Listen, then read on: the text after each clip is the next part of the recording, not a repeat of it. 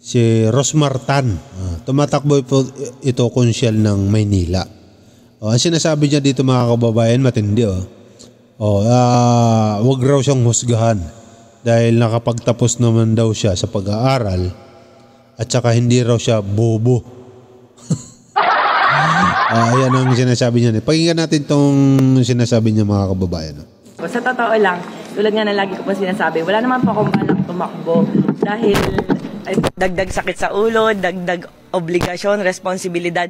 Pero kasi may nag-push po sa akin na tumakbo ka kasi kailangan ka ng tao, kasi kailangan nila ng tunay na pagbabago. So ako po bilang dati nang tumutulong, sabi ko nga po 10 years old pa lang po ako, tumutulong na po ako sa tao. Hindi lang po sa tao, pati sa mga aso't pusa na napupulot ko po sa lansangan, inaampon ko.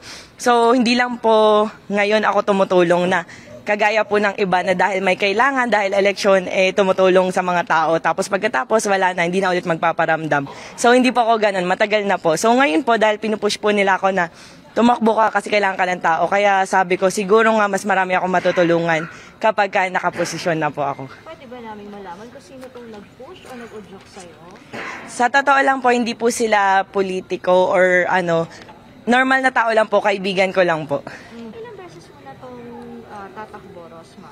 Pangalawang beses po. Nung unang beses po, hindi po ako nakaikot or nakakampanya kahit isang beses dahil nanganak po ako May, panahon ng eleksyon. So, mas priority ko po yung pagbubuntis ko, mas priority ko po yung pamilya at anak ko po. Ano kaya yung pagkakaiba nung unang beses at ngayon natatakbo kang muli?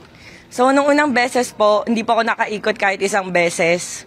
Pero although tumutulong na po ako noon before, hindi po ako nakaikot kasi po buntis po ako noon, medyo maselan at first baby ko po. Unlike po ngayon na talagang sinisipagan ko po sa tulong na rin po ng mga kaibigan ko na sumusuporta po sa akin, lalo na po ng Shift International. Sabi ko, lahat ng bagay pwedeng matutunan. Hindi naman po ako bobong tao. Pagiging prangka, hindi po ako bobo. Nakagraduate po ako sa Far Eastern University, batch 2015. And section 1 po ako doon, pilot section po talaga ako. Sa social media po, minsan po kolokoy ako, nang aasar, patola, ganun po yung content ko. Pero tulad nga po ng sinasabi ko, hindi lahat ng bida sa pelikula mababait at hindi po lahat ng kontrabida masasamang tao in real life. So yung Rosmar po sa social media at Rosmar po sa totoong buhay ay magkaiba po.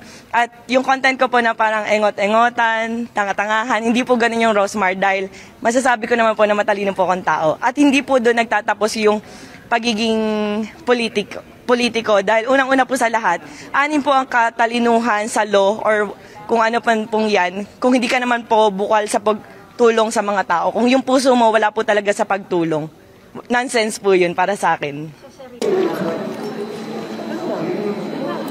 Nasaan yung mic?